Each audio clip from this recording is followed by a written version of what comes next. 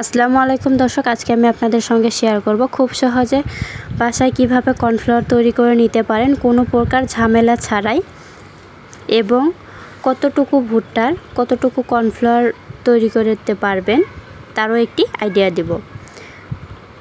আজকে আমি দুটি ভুট্টা দিয়ে কর্নফ্লাওয়ার তৈরি করব।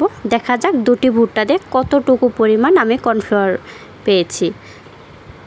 দুটি ভুট্টা দিয়ে কর্নফ্লাওয়ার আমি কতটুকু পেয়েছি এটা যদি জানতে চান তাহলে পুরো ভিডিওটি দেখার অনুরোধ রইল। প্রথমেই আমি ভুট্টা থেকে দানাগুলো আলাদা করে নিচ্ছি। আপনাদের যাদের হাতের আঙ্গুল ব্যথা ধরে ভুট্টা ছাড়াতে গেলে তাদের জন্য আজকে সহজ একটি টিপস নিয়ে এসেছি। প্রথমে ভুট্টার যে লাইনগুলো রয়েছে দুটো লাইন থেকে দানাগুলো আলাদা করে নেবেন। এরপর হাত দিয়ে আলতোভাবে চাপ দিলেই দেখতে পাচ্ছেন দানাগুলো বেরিয়ে আসছে। এভাবে যদি আপনারা ভুট্টাগুলো ছাড়িয়ে নেন তাহলে হাতের আঙ্গুল একটুও ব্যথা ধরবে না। দেখতে পাচ্ছেন আমি কিভাবে ছাড়িয়ে নিচ্ছি। আপনাদের বোঝার সুবিধার জন্য আমি ভিডিও একটুও স্কিপ করি নাই।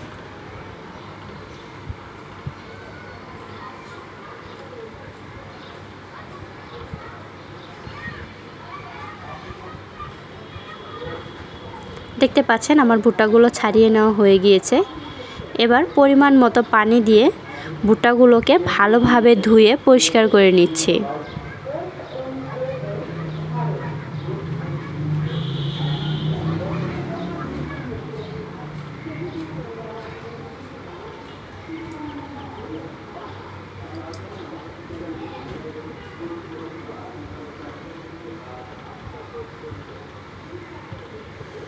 পরিমাণ মতো পানি দিয়ে 2 ঘন্টার জন্য ভুট্টাগুলোকে ভিজিয়ে রাখছি। এতে করে ভুট্টাগুলো কিছুটা নরম হবে। আমার পানিতে কিছু আয়রন ছিল বিধায় আমার ভুট্টাগুলো একটু কালো দেখাচ্ছে, এতে কোনো সমস্যা নেই। একটি ব্লেন্ডারে জাগ নিয়েছি, এতে ভুট্টাগুলো দিয়ে দিচ্ছি।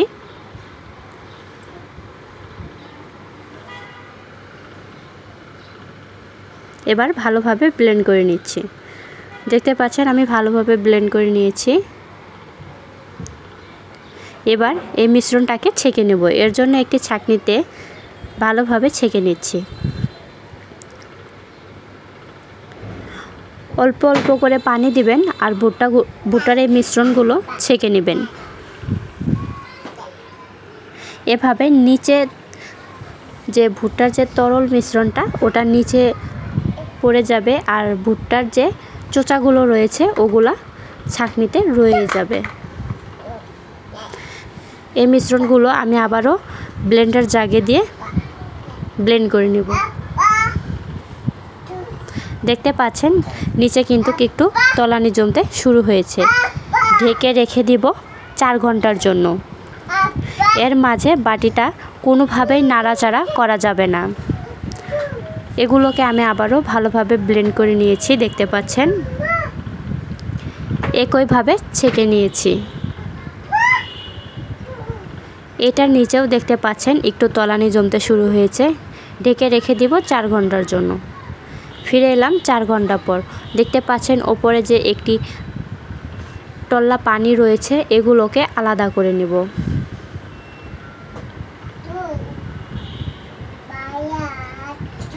দেখতে পাচ্ছেন নিচে কতটুকু মোটা হয়ে জমেছে।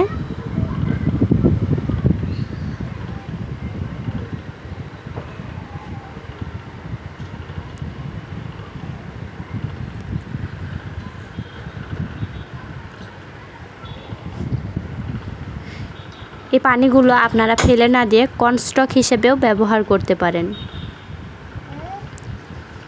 একইভাবে আমি এই বাটিটা ছেঁকে নিয়েছি।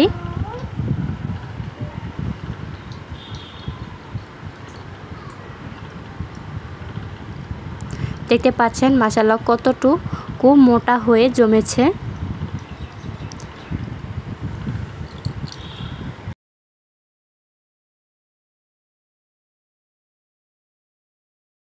আমি একটু ছড়ানো নিয়েছি। পুরো মিশ্রণগুলোকেই আমি ঢেলে দিয়ে দিচ্ছি।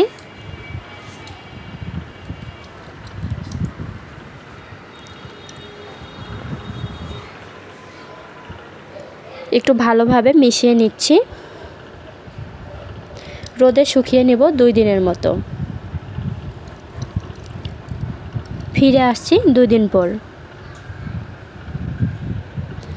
দেখতে পাচ্ছেন ফিরে এলাম 2 দিন পর। আমার ছেলে জায়গায় জায়গায় একটু আঙুল দিয়েছে, এই জন্য এরকম ছিদ্র হয়েছে। এতে কোনো সমস্যা নাই, শুকিয়েছে কিনা ভালো মতো, এটাই হলো বড় কথা। দেখতে পাচ্ছেন মাশাআল্লাহ ভালোভাবে শুকিয়ে গিয়েছে, হালকা চাপ দিলেই ভেঙে যাচ্ছে। শুকানোর পর অনেকটাই চকের মতো হবে, আমরা যে সিলেট চক ব্যবহার করি ওটার মতো।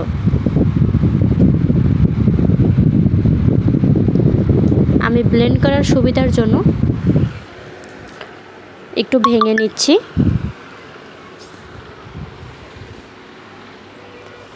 আমার সবগুলো ভেঙে নেওয়া হয়ে গিয়েছে, এবার ব্লেন্ড করে নিয়ে আসছি।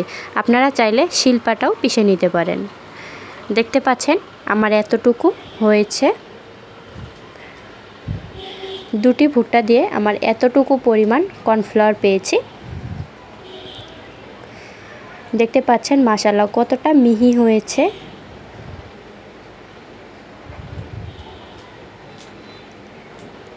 এবার আমি আপনাদেরকে মেপে দেখিয়ে দিব কতটুকু কর্নফ্লাওয়ার এখানে আছে।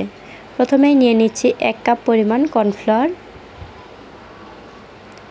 আবারও দিয়ে দিলাম 1 কাপ পরিমাণ, টোটাল 2 কাপ পরিমাণ কর্নফ্লাওয়ার হয়েছে। এখানে আশা করছি আরও 1 কাপ পরিমাণ কর্নফ্লাওয়ার পাবো।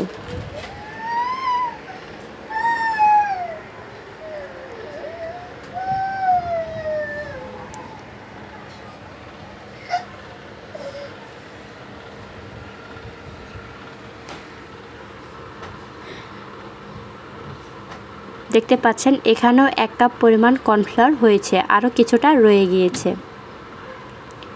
এভাবে আপনারা খুব সহজে বাসায় তৈরি করে নিতে পারেন কর্নফ্লাওয়ার। দেখলেন তো, মাত্র 2টি ভুট্টা দিয়ে 3 কাপ পরিমাণ আমরা কর্নফ্লাওয়ার পেয়েছি।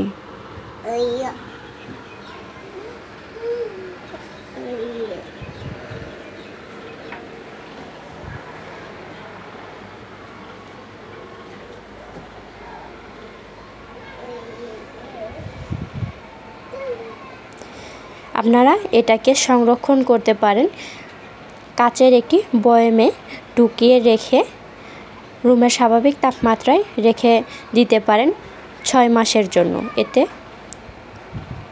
করে ভালো থাকবে। আজকের ভিডিও এ পর্যন্তই। ভালো থাকবেন, সুস্থ থাকবেন। আবারও দেখা হবে পরের ভিডিওতে। আল্লাহ হাফেজ।